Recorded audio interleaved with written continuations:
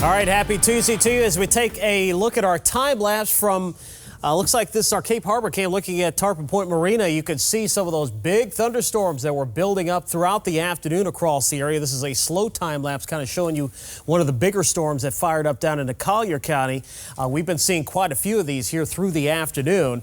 This is a live look at what's going on right now, and you can see that most of those storms are continuing to spread out and develop a little bit farther towards the north. So what you're seeing right there is the Gulf sea breeze that is lighting up with thunderstorms, and I think that's where we're likely going to be seeing our development here for this evening between really Highway 29 and I-75. I think is going to be the hot spot here for this evening. That would be right along here from LaBelle down to Immokalee, down to Everglades City, and back towards I-75. Let's go a little bit closer here to show you what's going on. You see these storms in Collier County continue to develop, and they're pretty persistent here. Lots of lightning in and around Port of the Islands as they track off towards the west, so getting close to Highway 951 here. That's going to be heading down towards Marco Island, but up towards Golden Gate, these storms are going to be heading your way perhaps in another 45 minutes or so. Storms now entering South Lee County, so we're looking at Lehigh Acres. Big storms there along Highway 82. These will be making their way westward towards Gateway and eventually perhaps towards the Buckingham area. But we've been watching some more storms that have been trying to fire up into North Lee County, Suncoast Estates, up towards areas around Arcadia as well, just to the south and west there.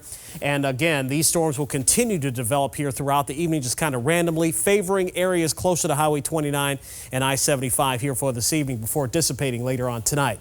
It's been a hot afternoon. Temperatures well into the low to mid 90s, and you factor in the humidity, the heat index this afternoon getting up to around 105 to 107 degrees. Again, those storm chances will continue tomorrow. It looks like, though, they'll favor a little bit more towards the coast here for the rest of the week, so I think our chances will be a little higher each afternoon, especially for the latter part of the week as we watch this tropical wave that is now near Puerto Rico.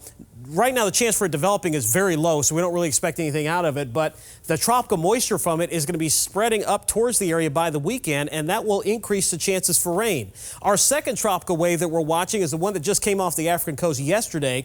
20% chance of development over the next 5 days as it moves off towards the west. But there's a lot of dry air and dust associated with the Saharan air layer that is likely going to keep a lot of these tropical waves in check. But you can see they're lining up now all the way back into Africa. So this is getting into the time of season, though, that we are going to be looking for that development. But look at all the Saharan dust coming over here. So I think that this likely is going to be one of the factors that will keep those tropical waves in check. Here's a look at predictor. Storm chances this evening near the coast and then gradually dissipating. Tomorrow we're going to get a different scenario with an easterly wind. Thunderstorms will develop along the east coast sea breeze and then gradually spread westward towards the Gulf as we go into the evening hours. So the chances for rain will be highest during the late afternoon and evening near the coast, and likely going to be seeing the same scenario play out again on your Thursday. Here's your 7-day forecast. Chances for rain actually go up, particularly this weekend. And notice we're only in the mid-80s for highs here for Friday through Sunday, as we're going to get more cloud cover around, higher chances for rain with that tropical wave and that moisture associated with it.